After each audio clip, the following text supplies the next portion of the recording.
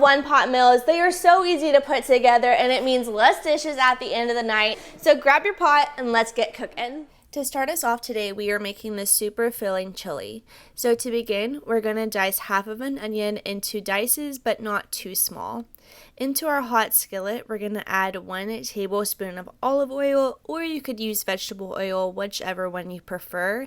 I'm just going to cook this down for about 3 to 4 minutes. You just want to make sure that your onions are nice and soft and translucent. And I'm going to use 1 pound of ground beef, but you can definitely trade this out for ground turkey or even ground sausage. I think a breakfast sausage would definitely be a nice pairing. Once our meat is fully cooked, I drained out the grease, and you can use a paper towel to get your grease out, or you can pour it down the sink, but you want to make sure that you have really hot water running or it can mess up your drain. For our canned items, I'm adding 1 can of kidney beans, 1 can of black beans not rinsed, 1 can of diced tomatoes, and I opted for the Rotel. Pour in 8 ounces of tomato sauce, followed by 1 tablespoon of tomato paste. A great tip for if you have tomato paste left over is to freeze it in ice trays. Next, we're going to pour in 1.5 cups of beef broth. For the seasonings, I'm using 2 tablespoons of cumin, 1/4 cup of chili powder, and I'm using it from the bottle, but you could definitely pick up a packet of chili seasoning, 1 teaspoon of salt and pepper, and 1/4 teaspoon of cayenne pepper, which you can definitely leave out depending on how spicy you like your chili. I'm just going to give this a good stir to combine everything, and I did go back in with a little bit of ranch seasoning. Bring this to a boil and reduce. Add your lid and simmer for 20 to 25 minutes, stirring in between. I finished mine off with some cheese and Fritos, but you could definitely serve this over a bed of rice, however you like to serve it up. This was so good, definitely filling and great for a large family. Now let's start on this sausage and veggie mix. We're going to dice up 2 cubes worth of yellow potatoes. I diced too many, and that was fine. I added them to a bowl of water and placed them in my fridge, and they were fine the next day. We're going to add our potatoes to a hot skillet and season with salt and pepper. And these are going to fry in the grease until they become soft and have a nice crust on the outside. You do want to keep an eye on them because that grease may splatter out and it may burn you, which it did me. So definitely keep an eye on it. Make sure that this doesn't burn or any of the grease splatters out. But while those are cooking, we are going to dice up our veggies. So I'm dicing up half of an onion, 1 squash, zucchini, half a red, yellow, and green pepper. And then for my sausage, I'm using this Holmes beef sausage. This is the same brand as the jalapeno sausage that I use a lot.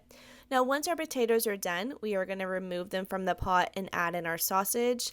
Cook this for a few minutes until our sausage is completely done. If you have a larger family, I would definitely recommend doubling this recipe. It made about 3 servings for us, so enough for dinner and lunch the next day. And then we are going to cook down our veggies with garlic powder, chili flakes, and Italian seasoning until they are cooked to your liking.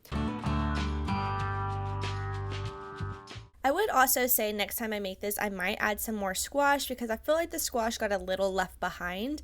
But once your vegetables are cooked down, we're going to add back in our sausage and potatoes and pour 1/2 cup of chicken broth. Stir this together until everything is fully combined. I love recipes like this because it is an entire meal, sides and all together. This sour cream cheesy chicken dish is so good. It was really easy to put together, and technically it's not in a pot, but it is a 1-dish meal, so I had to add it in for you guys. It was really good. So to begin, we're going to measure out 1 cup of sour cream and mix this together with 3/4 cup of Parmesan. I'm using this Italian style cheese from Walmart because it has Parmesan and a bunch of other cheeses mixed together, and so that worked out perfectly fine. Now stir this to combine, and then we are going to add in our seasonings. So for our seasonings, you are going to need 1 tablespoon of cornstarch, 1 teaspoon oregano, basil, garlic powder, salt, and pepper. Once fully combined, we're going to set this to the side. Now for our chicken, I went ahead and sprayed my baking dish, and we're going to add in 4 chicken breasts and season them with the same seasonings that we just used.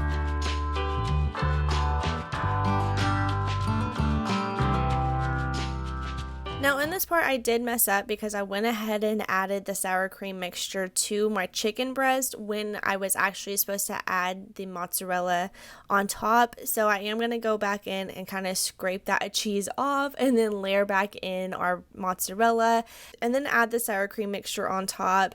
I wanted to do it this way too because I felt like if I just went ahead and left that cheese on top that it may have cooked the cheese faster than it did the chicken breast, and I didn't want it to burn or anything. So whenever you make this, make sure that you add the mozzarella first and then the sour cream mixture.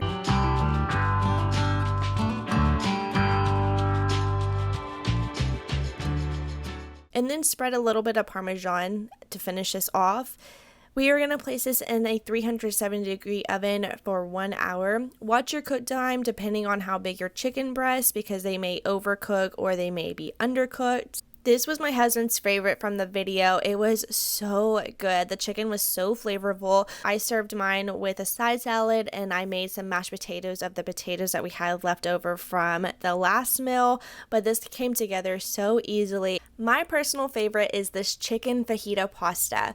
We're going to use the other half of our bell peppers, cutting them into slices. Now I wanted to show you all this cutting board. My mom actually gave this to me and isn't it so cool? It has 3 sections on the bottom, so whenever you're just cutting up, you can just slide out those sections and add your peppers right in. I thought it was so convenient, makes everything out of the way, and then it's all in one clean of the cutting board and you don't have to actually use an extra bowl to put your peppers in.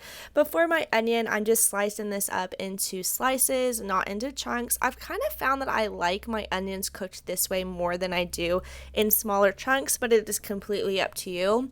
In my bowl, I have 1 pound of chicken breast and we are just going to season this with 4 teaspoons of fajita seasoning, 2 teaspoons garlic powder, salt, and 1/4 teaspoon of cayenne.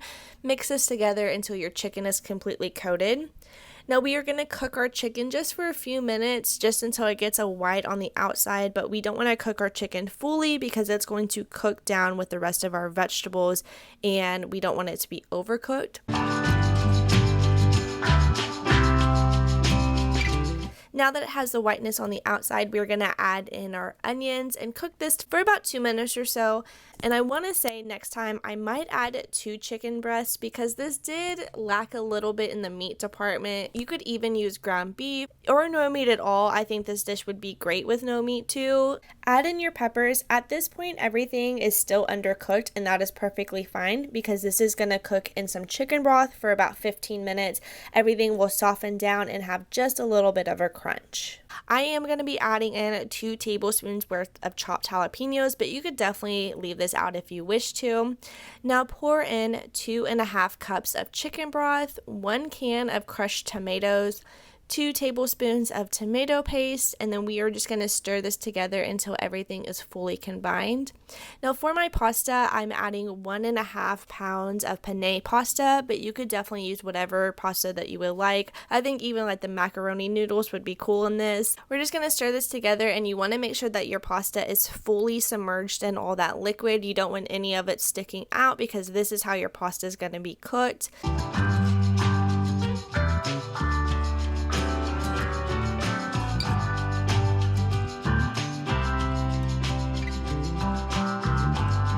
And we are just going to put a lid on this and let it simmer for about 15 minutes or until everything is fully cooked. Now take it off the heat and add in 2 tablespoons of sour cream to give this more of a creamy finish. I think you could definitely leave this out if you don't want the sour cream, but I think this really set it over the edge. I'm just going to squirt a little bit of lime juice into this, stir it together until it is fully combined.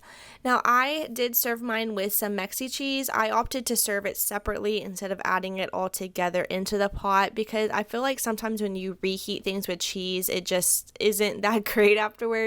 But this dish was so creamy and it had so much flavor.